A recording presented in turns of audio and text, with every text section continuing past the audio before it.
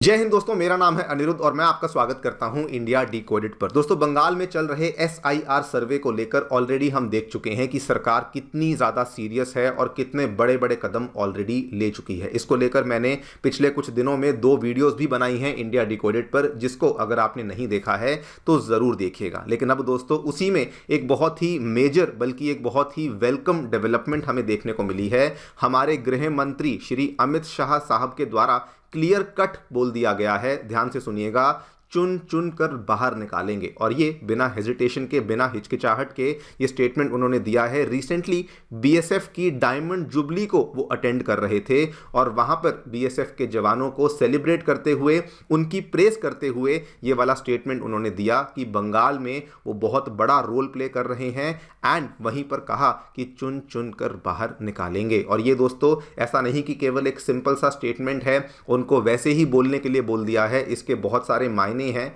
वो मायने क्या हैं मैं आगे चल करके आपके साथ डिस्कस करूंगा, लेकिन ये बहुत ही मेजर और वेलकम मूव है जो कि अमित शाह साहब के द्वारा दिया गया है। And if this was not enough दोस्तों, बंगाल के साथ साथ अब हमें सिमिलर तरह की न्यूज़ उत्तर प्रदेश से भी देखने को मिल रही है। आज ही दोपहर में उत्तर प्रदेश के मुख्यमंत्री योगी आदित्यनाथ ने क्लियर कट बोल दिया है कि जो SIR का एक्सरसाइज है वो उत्तर प्रदेश में भी मैसिव लेवल पे किया जाएगा। एंड उन्होंने हिंट दे दिया है कि हम लोग उत्तर प्रदेश में हर जिले के अंदर डिटेंशन सेंटर्स को भी लेकर आने वाले हैं, यानी कि जो भी ऐसे इमिग्रेंट्स होंगे जिनके पास डॉक्यूमेंट्स अवेलेबल नहीं हैं, उनके लिए ये वाले डिटेंशन सेंटर्स को लाया जाएगा एंड पहले उनके डॉक्यूमेंट्स को चेक किया जाएगा। उसके बाद अगर ठीक नहीं लगा, अगर वो नेपाल से हैं, बांग्लादेश से हैं, तो अकॉर्डिंगली उसके ऊपर भी एक्शन लिया जाएगा। यहाँ पर क्या हुआ है उसके बारे में भी हम चर्चा करेंगे। आइए शुरू करते हैं मेरे साथ। मेरा नाम है अनिरुद्ध। यदि आप लोग हमें फॉलो करना चाहते हैं, हमारे लेक्चर्स के अपडेट्स को प्राप्त करना चाहते हैं, तो यहाँ पर दिए गए टेलीग्राम चैनल के माध्यम से ऐसा कर सकते हैं। इसके अलावा अगर आप व्हाट्सएप पर हैं तो वहाँ पर भी आप हमारे साथ जुड़ सकते हैं। इसके अलावा अगर आप सक्षम हैं और अगर आपको हमारी वीडियोस पसंद आती हैं तो आप लोग हमें सपोर्ट भी कर सकते हैं यहाँ पर दिए गए QR कोड के माध्यम से। और बहुत लोग मुझे कॉमेंट सेक्शन में पूछते हैं कि अपनी इनकम कैसे बढ़ाई जाए। इसके लिए मैं आपको इंट्रोड्यूस करवाना चाहता हूँ एक बहुत ही शानदार ऐप से, मार्केट वुल्फ। ये एक सेबी रजिस्टर्ड ऐप है जो कि इंडिया में काफी तेजी से ग्रो कर रही है। आइए देखते हैं इसे यूज कैसे करते हैं। मैंने यहां पिन डाल के लॉगिन कर लिया, बस फॉलो ट्रेंड पर क्लिक किया। ये आपको प्रॉफिटेबल ट्रेंड्स दिखाता है जो बाजार में चल रहे हैं और आप एक ही क्लिक में उन्हें फॉलो कर सकते हैं। आप यहां बहुत छोटी इन्वेस्टमेंट अमाउंट से अपनी ट्रेडिंग जर्नी शुरू कर सकते हैं, जहां दूसरे ऐप्स पर आपको 3 गुना ज्यादा पैसे चाहिए होते हैं इन्वेस्ट करने के लिए। इसमें इनबिल्ट स्टॉप लॉस फीचर भी है जो आपको नुकसान से बचाता है। जैसे ही ट्रेड एक लॉस लेवल तक पहुंचेगा, ये खुद स्टॉप लगा देगा ताकि आपका ज्यादा नुकसान ना हो। और इनका ब्रोकरेज भी इंडस्ट्री में one of the lowest brokerage है। देखिए, प्रॉफिट ट्रेंड के हिसाब से मूव कर रहा था। मैंने स्टॉप ट्रेड क्लिक किया और बस 1306 रुपए का प्रॉफिट बुक हो गया इतने कम समय में। इस पूरी फैसिलिटी को आप मात्र 99 रुपए के लाइफ टाइम फीस में यूज कर सकते हैं।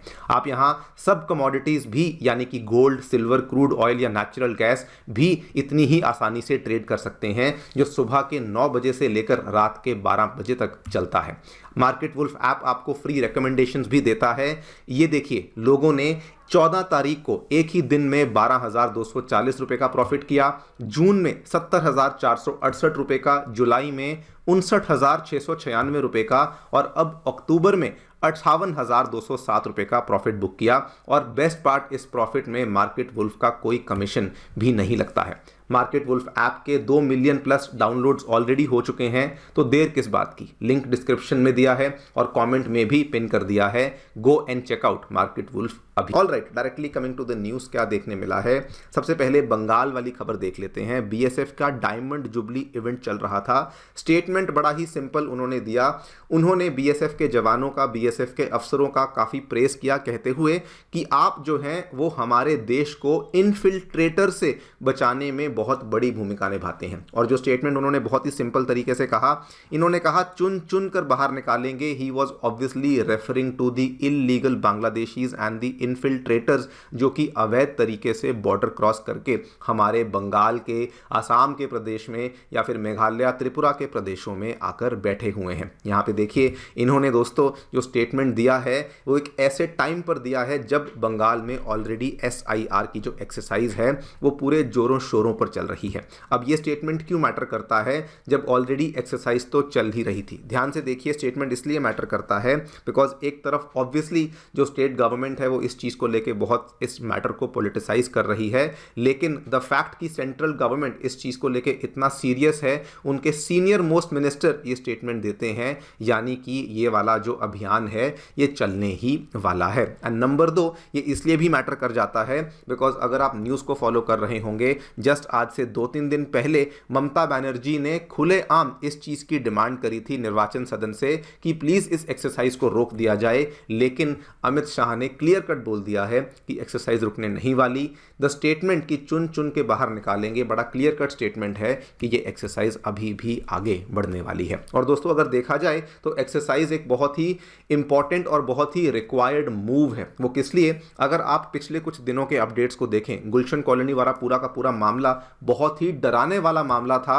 मैंने डिटेल में इसको लेकर कवरेज पहले भी करी है कि 2 लाख से भी ज़्यादा की आबादी वाला ये एरिया, लेकिन रजिस्टर्ड वोटर्स 20,000 से भी कम थे, तो आखिरकार बाकी 90% लोग वहां पे कर क्या रहे थे। सिमिलरली हमारी UIDAI की जो रिपोर्ट आई थी वो भी कुछ ऐसा ही बताती थी कि 34 लाख से भी ज़्यादा ऐसे आधार कार्ड्स हैं जो ऐसे लोगों को बिलोंग करते हैं जो असल में ऑलरेडी बंगाल में जिनकी डेथ हो चुकी है, लेकिन उसके बावजूद भी उनके आधार कार्ड्स यहाँ पर एक्टिव चल रहे हैं। और दोस्तों ये तो वो चीज़ें हैं जो हम पब्लिकली देख रहे हैं, ना जाने और कितनी सारी चीज़ें हैं जो ऑलरेडी यहाँ पर हो रही होंगी। तो आई थिंक जो SIR का पूरा प्रोसेस है ये ना केवल चलना चाहिए बल्कि फुल एफिशिएंसी के साथ इसको कंक्लूड भी किया जाना चाहिए। Coming back to Amit Shah remark, ये क्लियर कट है कि इसका मतलब SIR चलने वाला है, इसका मतलब सफाई अभियान जो है वो यहाँ पे जारी होने रहने वाला है। कमिंग टू उत्तर प्रदेश, और ये उत्तर प्रदेश से भी एक वेलकम यहाँ पे डेवलपमेंट देखने मिली है। उनके CM योगी आदित्यनाथ ने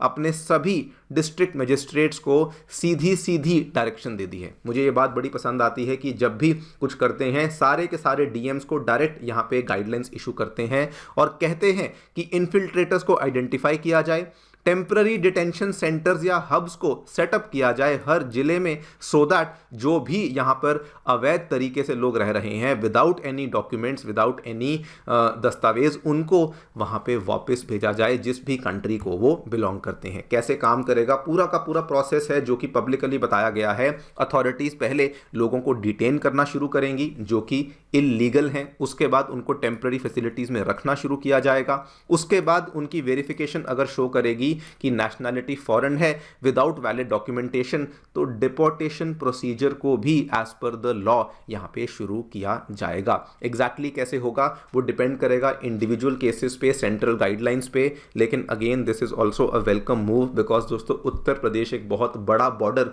नेपाल के साथ भी शेयर करता है और इसीलिए ये वाला कदम यहाँ पे डेफिनेटली एक बहुत ही अमेजिंग मूव है। मैं आपको बता दूं, this time it is not just जो लोग कहते हैं कि केवल एग्जीक्यूटिव गवर्नमेंट्स ऐसा कर रही हैं या फिर इलेक्शन कमीशन के ऊपर आरोप लगा रहे हैं कि वो ऐसा कर रहे हैं, हमारी जुडिशरी भी इस चीज़ की डेप्थ को, गहराई को बहुत अच्छे से समझती है। अगर आप ध्यान से देखें 2001 की खबर आपको दिखाता हूं, तब से ये मुद्दा बना हुआ है। कोर्ट ने, सुप्रीम कोर्ट ने कहा था कि जो बंगाल में आने वाले जो माइग्रेंट्स हैं बांग्लादेश से वो एक सिक्योरिटी थ्रेट हैं, और ये सेम चीज़ सुप्रीम कोर्ट ने पिछले साल भी कही जब मोहम्मद यूनुस की सरकार आई थी कि बांग्लादेश का जो इंटरनल मुद्दा है वो इंडिया के लिए नेशनल सिक्योरिटी इशू बन चुका है। सिमिलरली आप ये देखिए इसी साल की शुरुआत में इवन हमारी हाई कोर्ट्स भी सेम बातें कर रही हैं। गुवाहाटी हाई कोर्ट की रूलिंग थी, उन्होंने कहा कि बहुत सारे लोग हैं आसाम में जो कि गलत तरीके से रह रहे हैं, जो कि आसाम का डोमिसाइल नहीं रखते हैं। ऑब्वियसली ये किसको रेफर कर रहे थे आप भी समझते हैं। बल्कि रिसेंटली एक और खबर सामने आई है, इसको लेकर मैं अलग से वीडियो भी बनाऊंगा कि there is an abated influx from Bangladesh, जो कि आसाम की डेमोग्राफी को चेंज कर रहा है।